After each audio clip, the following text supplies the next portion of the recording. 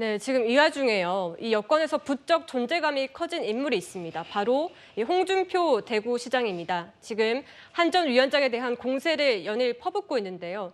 특히 오늘은요, 한 전 위원장에 대해서 우리에게 지옥을 맛보게 했다, 용서하지 않을 것이다 이렇게까지 말했습니다. 지금 며칠 새에 문재인 사냥개, 깜냥도 안 된다 같은 격한 표현들이 며칠 사이에 계속해서 나오고 있는데요. 강성필 위원장님, 네. 홍준표 시장 왜 이러는 거라고 보세요?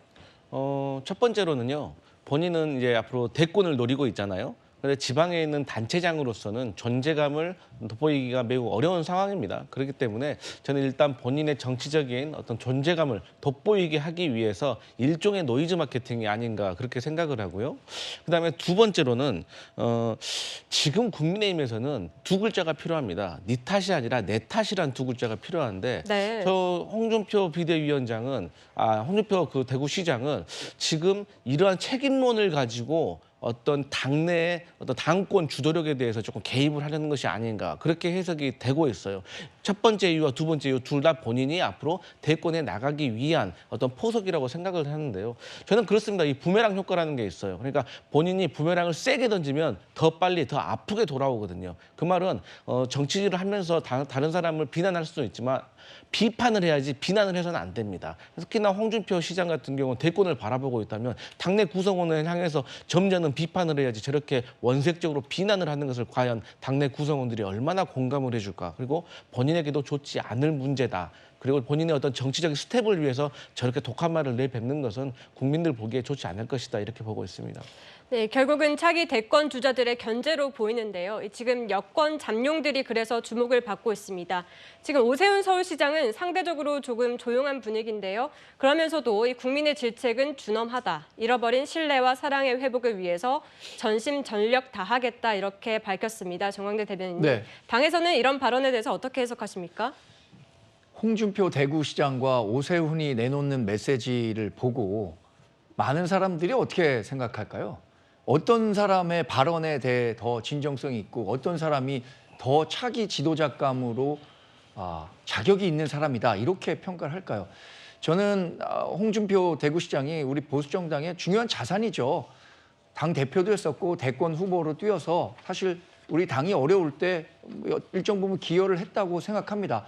그러나 우리가 이 선거 참패의 상황에서 지금 당 분위기가 마치 뭐 상을 당한 분위기인데 네. 상가에서 거의 뭐 맞상주 되는 사람이 누가 불효했고 누가 잘했느니 이런 책임을 갖고 상가에 모인 사람들 앞에서 분란을 일으키는 모습에 대해서 많은 분들이 어떻게 생각할지 걱정이 정말 앞섭니다.